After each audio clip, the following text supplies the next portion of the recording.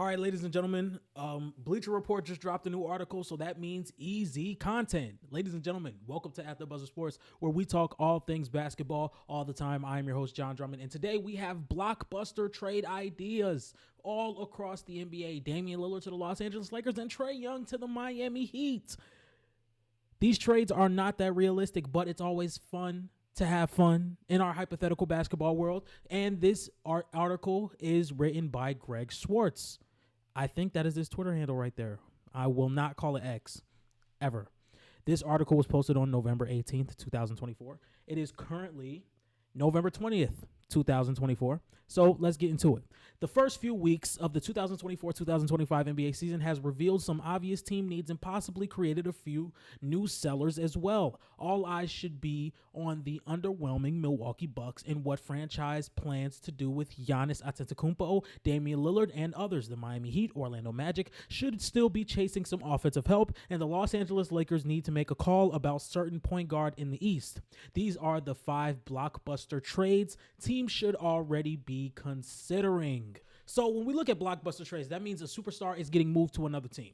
And when a superstar moves to another team, we talk about, is this team now a championship caliber team? How will this superstar fit with the other team that they just got traded to? Does this duo become a top 5 duo? You know, we get all into the things. When Damian Lillard got traded to the Milwaukee Bucks, we instantly talked about them as being one of the best teams in the East, as they already were, but now they have a for surefire second offensive option next to Giannis Antetokounmpo, and we thought that this championship window was open for about 3 years, and 1.05 years has gone by, and it does not look like Milwaukee will be coming down with that championship. So I can understand why Damian Lillard would be traded, but to the Los Angeles Lakers, I don't know. Maybe we should look at the actual package, but we don't get that yet. It says CJ McCollum jumpstarts Orlando's offense. Now, CJ McCollum is quietly one of the best shooters in the league. I think he's shooting about 45% from the three-point line. Last year he did about 42 to 45% from three on about like 8 attempts. Okay, so if we take a look right here at his stats, can I zoom in? No, I cannot. Anyway, if we look at his stats right here, it says 43% from three on 8 attempts. So quietly, one of the best shooters in the entire league, CJ McCollum is. And for him to be on the Orlando Magic team that is constantly needing three-point shooting, KCP has not been the greatest for them this season. He still provides that level of defense that would be a nice added-on piece for this Orlando Magic team, but they do still need a little bit of punch of offense. So let's take a look at the trade package. Orlando Magic are going to receive guard CJ McCollum from the New Orleans Pelicans, and the New Orleans Pelicans are going to receive Kentavious Caldwell-Pope, Gogo Batadze, and a 2025 second-round pick. Now, I do think that this trade does kind of replace a problem with another problem, because I think for the New Orleans Pelicans, what they would want is to have Herb Jones starting, who I believe is just the better all-around defender than KCP. Herb Jones was a decent shooter last year. He wasn't really shooting the best before he got hurt this season, and in the playoffs, he also did not shoot pretty great as well.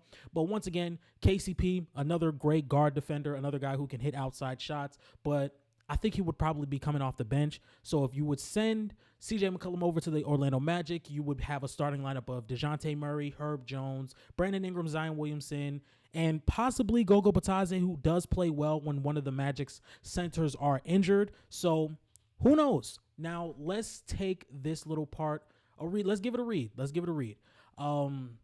It is probably not time to hit the panic button yet on the Caldwell-Pope signing, although the veteran shooting guard has been awful to start the season for the Orlando team that's still in need of offensive help. Caldwell-Pope averaged just 7.1 points and shot 22.4% from three in his first 13 games. Playing him alongside Jalen Suggs has been good defensively, but this roster still lacks three-point shooting.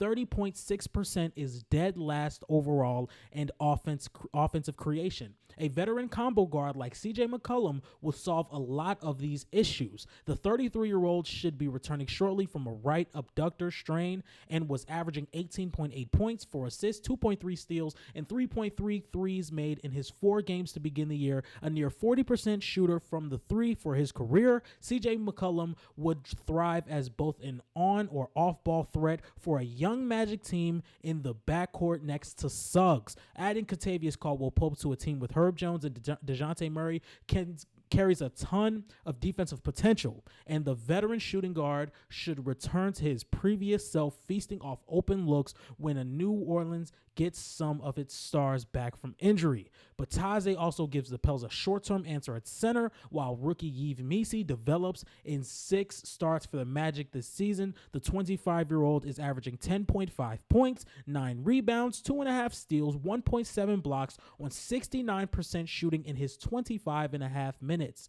Note, trade could not be completed until December 15th. Now, I think they kind of hit the nail on the head on why this would work for the Orlando Magic and why this could work for the Pelicans. You do get that short-term replacement at the center position for Gogo Batadze, who does play well, like I mentioned, when the Orlando Magic are not having their center rotation that you would believe. In his 25 and a half minutes, once again, like I read, he's giving you about 10 rebounds, 10 points, 9 rebounds, 2.5 assists on 1.7 blocks. I said 2.5 steals earlier. That's on me.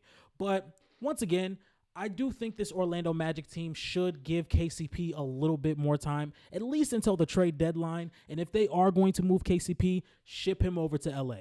Not the Clippers, but the Lakers. We could use KCP, come back home. Even though I don't think he wants to, come back home. As for the Orlando Magic, I do like the offensive punch that CJ McCollum gives you, and I do think the defense is still good enough to not get shot in the foot with how their defense plays. And I just think CJ McCollum is a guy that as of right now, you would want him to rely on his shooting and his motion shooting and his off-ball play. You don't really want him to be an on-ball creator for this team because, once again, he just struggles to get downhill and to get to the restricted area due to his age and his limited athleticism that he does have now. It is a lot easier for guys who are more athletic on the wing as defenders to kind of stop him from getting there. I think you should more want him to play off ball next to a guy like Franz and Paolo, who create immense amount of rim pressure and are both solid playmakers. So I do think this Orlando Magic team would get significantly better with a CJ McCollum. So I don't hate this idea at all, and I do think that raises their ceiling because as of right now, I think they're 9-5 without Paolo Banchero, and they've been holding up their end of the bargain without him. So if you do get that offensive punch, and then you still have guys coming off the bench like a Cole Anthony, like a Anthony Black, like a Tristan Da Silva, like a Jonathan Isaac, like a Franz Wagner, this team could be a lot more dangerous than it looks. And I was low on the Orlando Magic because I still do think they need a little bit more floor spacing because when CJ McCollum is off the floor, Franz Wagner is still inconsistent from 3. Guys like Paolo Banchero are still going to be inconsistent from 3. Same with Jonathan Isaac, same with Jalen Suggs. There are still a lot of problems with this three-point shooting. But once again, once CJ McCollum comes to this team, if he does, and just in our hypothetical world, he is going to boost this team's three-point attempts or three-point percentage by a lot. This is a guy that's 43% from 3 on 8 attempts a game. Like I said in my last video in my rookie takeaways, the most portable asset on the offensive side of the basketball is shooting. So CJ McCollum fits with this team like a glove. He fits with this team like a glove. Let's move on. Okay, it says DeAndre Ayton solves the Hornets center issue. Now, first, let's look at the package. Pause. Anyway, the Charlotte Hornets receive center DeAndre Ayton, while the Portland Trailblazers receive guard/forward Josh Green. They receive power forward Grant Williams, center Nick Richards, a 2025 second-round pick via the 76ers. Now, my thoughts on this. I don't think DeAndre Ayton is a great player. I don't think DeAndre Ayton is a bad player, but I do think there is a ceiling that he just cannot tap, and it's all because of him.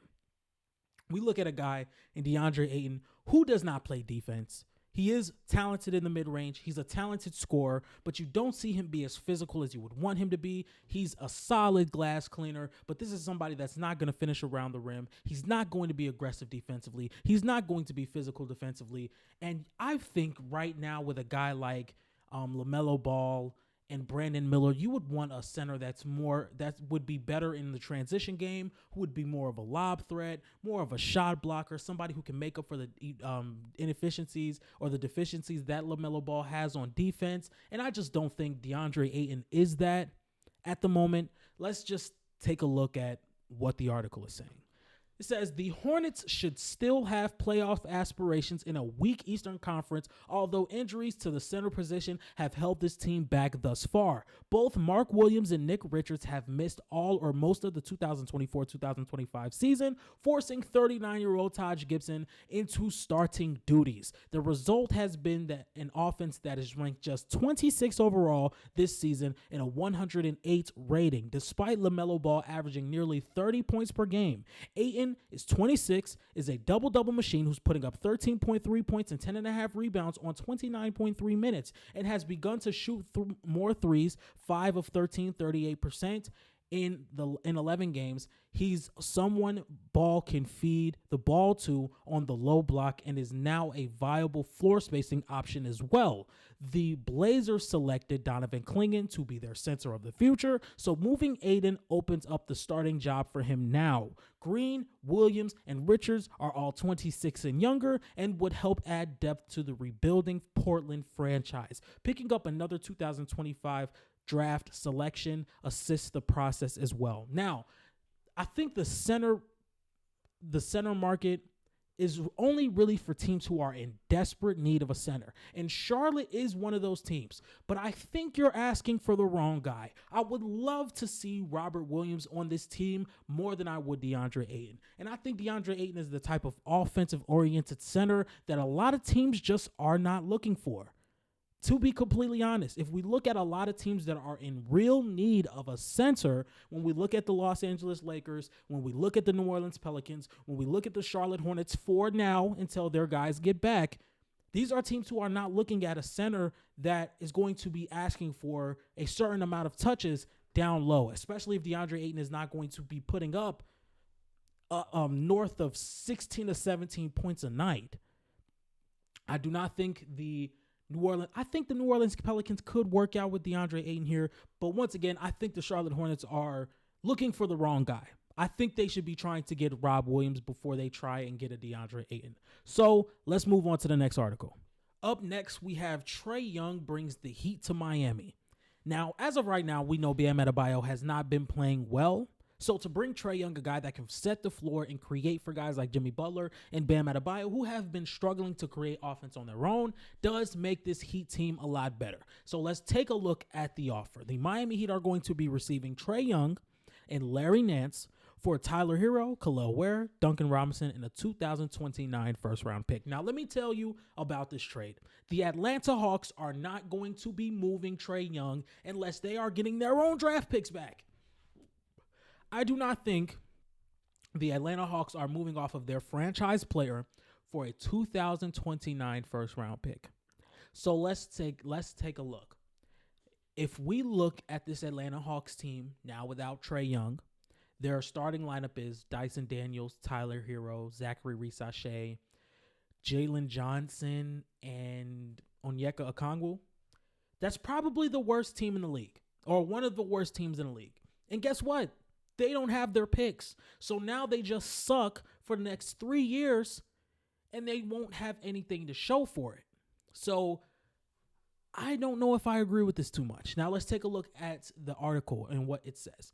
Miami did nothing of significance this offseason for us to believe that this is a team that can make another run in the East playoffs. A modest 4-6 start to the year has only reaffirmed this belief. The Heat are still a bad offensive team, 18th overall with a 111.3 rating, with the Jimmy Butler registering his lowest scoring average, 16.1 points in 10 years. Assuming the Milwaukee Bucks wouldn't be interested in trading Damian Lillard to Miami, the franchise should check on the asking price of Young instead. A core of Young, Butler, and Bam Adebayo, Terry Rozier, Jaime Jaquez, Nikola Jovic, and others would become a true threat in the East once again, giving Young scoring and playmaking 11.5 assists per game, second best in the NBA. The Hawks franchise looks like its new life thanks to play of Dyson Daniels, Jalen Johnson, and number 1 overall pick Zachary Reese-Shea. Given that Young is the only one that has guaranteed year remaining on his contract past this season, the two sides may have to have some serious conversations very soon.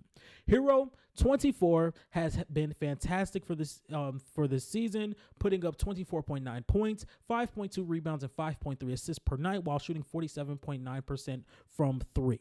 Adding him to this youth movement along with Ware, Robinson, and a future unprotected pick is a nice return for Trae Young. Pick may be pushed back to 2030 if previous outgoing selections have not conveyed.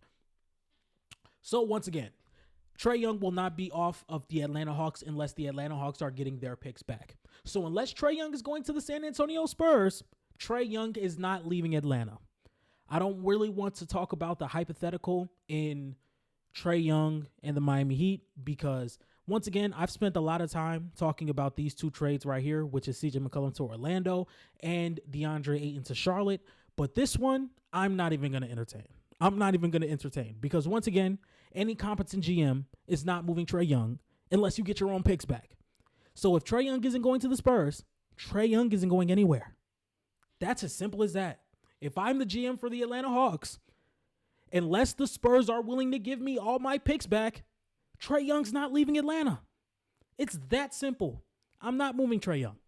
I'm not going to elaborate this on any more of this. Jeremy Grant helps saves the Bucks season. The Milwaukee Bucks are going to be receiving Jeremy Grant, and the Portland Trail Blazers are going to receive Chris Middleton, a 2031 first-round pick. This is another trade where it's like the Milwaukee Bucks have little to no assets. Unless they're going to trade Giannis, they have little to no assets. Because I'm sure, unless you want to make this a 3-team trade where you can send Chris Middleton out and maybe some young players to Portland, if you are going to find any team that's messed up in the brain enough to send out young assets for Chris Middleton, who can't stay healthy, I don't think this trade goes down. Because once again, Milwaukee has little to no assets.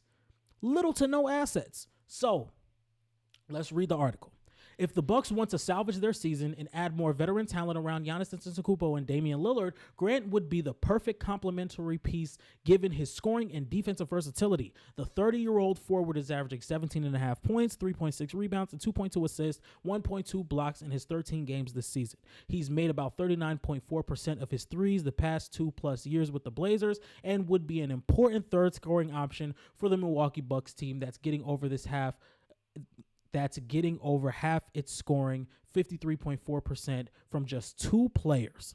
Off-season surgery on both ankles has kept Middleton off the floor this season. Adding Grant to a core of Antetokounmpo, Lillard, Brook Lopez, and Bobby Portis and Gary Trent Jr. would be a breath of fresh air for the franchise. Portland is no stranger to taking on veterans along with draft picks. They did it with Drew Holiday and later Malcolm Brogdon before flipping both at later dates. The Blazers should be happy to move Grant for Middleton if it means getting a potentially valuable future first-round pick, especially since Lillard and Lopez are in their mid-30s. Should Middleton make a full recovery and play well before the trade deadline, Portland could end up acquiring even more draft capital.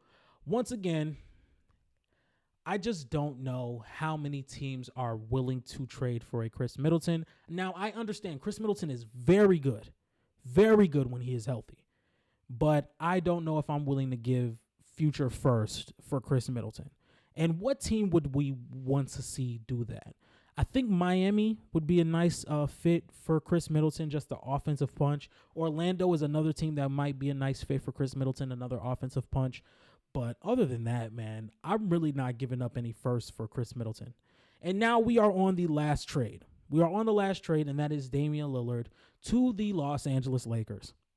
Let's take a look at the offer. The Los Angeles Lakers are going to get Damian Lillard, while the Milwaukee Bucks get Austin Reeves, Roy Hachimura, D'Angelo Russell, a 2029 first-round pick from the Lakers, and the Detroit Pistons are going to receive Christian Wood and a 2025 second-round pick. What are they in the trade offer for? What are they in the trade for?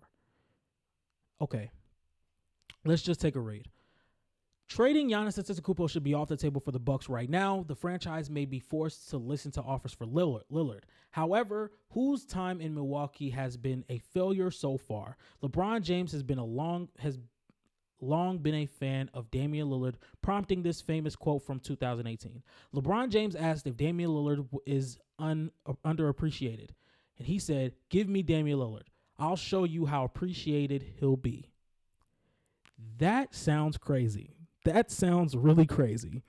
A big three of James, Lillard, and Anthony Davis may be the best in the NBA, especially since the former is still putting up regular triple doubles as he approaches his age 40. Los Angeles would still have Dalton Knecht, Gabe Vincent, Jared Vanderbilt, Max Christie, Jackson Hayes, Cam Reddish, and others with extra roster spots available to chase buyout candidates. Depth has been a major issue for Milwaukee, and the Bucks would suddenly be quite deep with their two-time MVP with Reeves, Hachimura, Russell, joining Antetokounmpo, Chris Middleton, Brook Lopez, Bobby Portis, Gary Trent Jr., and others. Since the Bucks are a second apron team, the Lakers are right up against the second apron themselves. The Pistons are used as a third team to help facilitate the trade by taking on Wood's contract. Okay, makes sense now.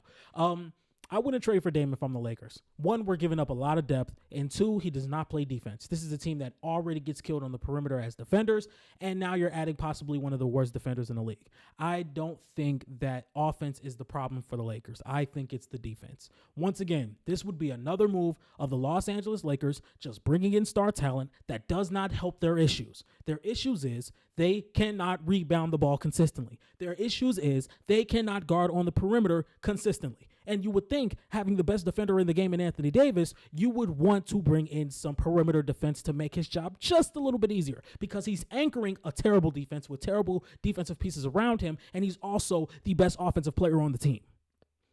You would think maybe we should bring in a competent backup center, like a Robert Williams, like a Clint Capella, if he can play backup solid minutes, and get some solid on-ball defenders around him, like a Chris Dunn, like a Matisse Thybulle, like a Dorian Finney-Smith, that you should be trying to get in the offseason, or not in the offseason, at the trade deadline, instead of trying to go get Damian Lillard. We don't need Damian Lillard. Now, I don't want to be rude to Damian Lillard, because Damian Lillard is a fantastic player. But as a Laker fan, I feel like we should fill the holes that we have, instead of making the holes bigger. Once again, I've been on a roll this episode.